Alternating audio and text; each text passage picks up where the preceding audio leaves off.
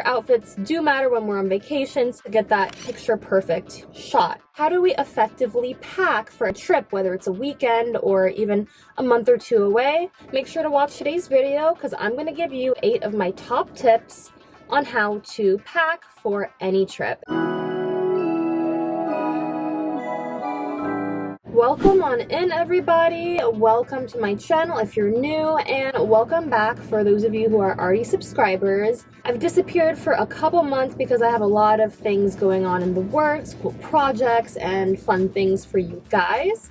So I'll explain all of that later, but for now, we're just gonna go ahead and get started talking about how to effectively pack for any trip to make the process a lot less stressful and time-consuming. So this being said, let's go ahead and get into the video. All right, so my first tip for packing effectively is to assess your needs. And this essentially means understanding where exactly you're going, the climate there, how long you'll be there, and what fun activities you may or may not be doing.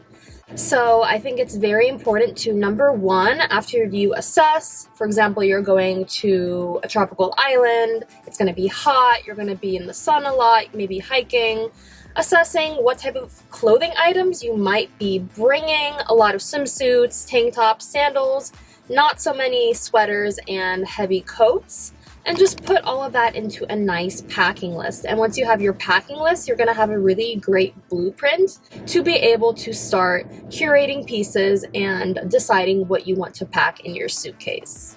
So after assessing your needs, the next natural step will be to choose the right luggage. And you need to really think about whether you're going to be on a short weekend trip or if you're going to be out of the country for a few weeks, because this is going to give you an idea of what dimension of suitcase you're going to need to bring with you and any other little carry-ons or items that you'll bring as well. Personally, whether I'm going on a trip for 4 or 5 days out of the state or I'm going down to Miami for a couple of days, I always pack using my aluminum carry-on suitcase by Level 8 Cases, which I absolutely love because of the sleek, sexy, and very intuitive design.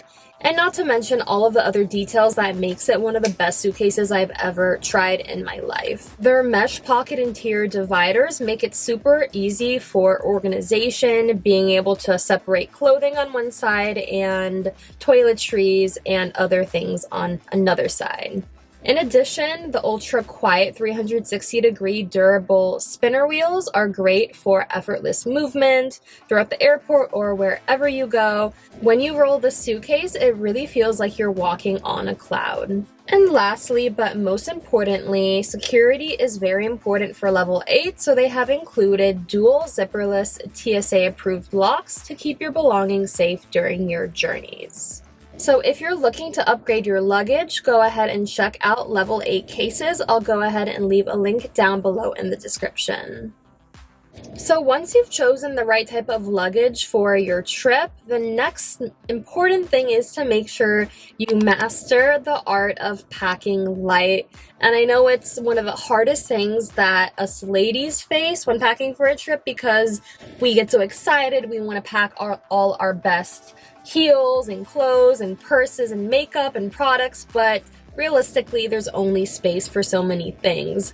So in this case, especially if you're packing for a shorter trip, it's important to pack a lot of versatile pieces that are able to be paired well with other garments. So rather than focusing on the top itself, think of how many bottoms the top can actually match with, and that's going to give you the best option for when you have to put outfits together and you have a limited wardrobe available to you. So as part of the craft of being a light packer, you need to embrace the wear it rule. And what does this mean? The wear it rule means you are only going to bring pieces that you have worn before or pieces that you know that you're going to wear.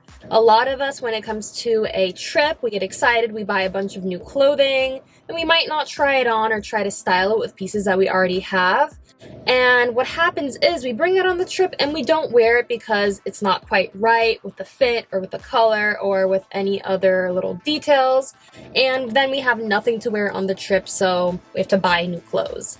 So this is very important. Really just wear and bring those items that you love, that you feel comfortable in, that you know you are going to be able to style easily. And along with that, if you're going to a colder place or somewhere where you're going to need more layers, always wear your heaviest and your clunkiest items on you, so that way you can make space in your suitcase for the other items that take up less space. So these are really important in order to be able to effectively pack. So this next tip is something that a lot of people don't think to do, and it's making sure that you're using good packing techniques.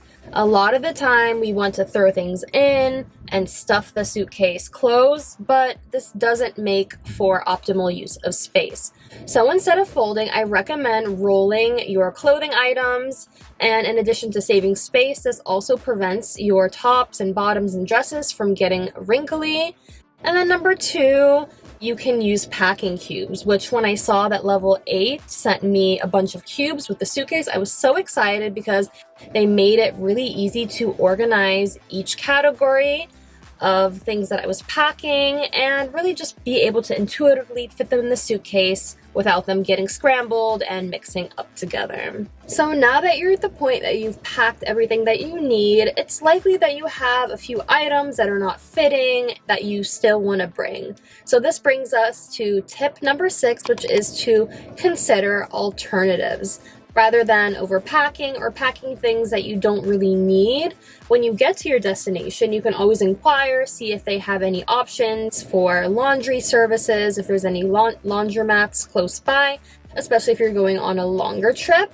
And then if you have any cosmetics that aren't super expensive, you can try to see if the local pharmacy or their equivalent of a Walgreens or CVS has the same products that you need, that you can preferably get in a smaller size if you're staying for a short amount of time. And if you're staying for a longer time, you know, a couple weeks, you can even get the full size. So this is one option a lot of people don't think about, but it can really come in handy if you're struggling for luggage space. So just like we have to evaluate the people we have in our lives, edit people in and out, we have to do the same thing when we are packing for any trip. So for tip number 7, I definitely recommend laying out all your items that you plan to pack and just lay them on a bed or somewhere you can have a general snapshot of what you're working with. And then as needed, you can take things out, bring things in, swap things, and see how your clothing pairs together with your shoes, that pairs together with your bags and accessories. And this is one really easy way to tell whether or not you have a cohesive wardrobe, whether it's a short trip or a longer trip. So I like to call this the trial pack. Before you commit to putting anything in your suitcase, you want to make sure that everything is working in harmony together and you're really confident and secure about your final selection. So we have finally reached the last tip, which a lot of people think about too last minute and they end up extremely stressed out when they're checking their bags in.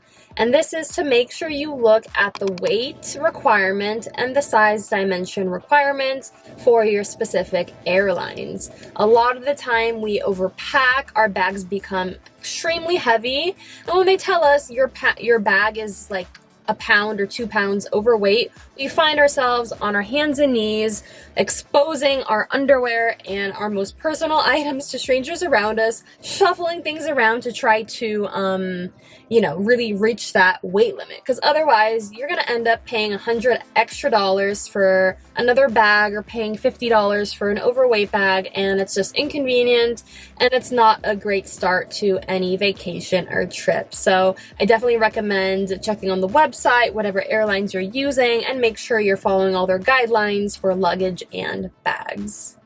If you have any questions, go ahead and let me know in the comments below. I will get back to you as I can. And also, since you're here, and if you're not already following me on Instagram, make sure to go ahead and check me out at concepthree, and you can take a little peek into my personal life, what hobbies I do, and life here in South Florida. And once again, if you are interested in the suitcase I featured in this video, I will leave the link down below so you can go ahead and check out level 8 cases. I am so happy to be working with them and to show you guys all that they have to offer with their amazing and sexy, sleek designs. Anyways, this being said, thank you so much for watching, and until next time, bye.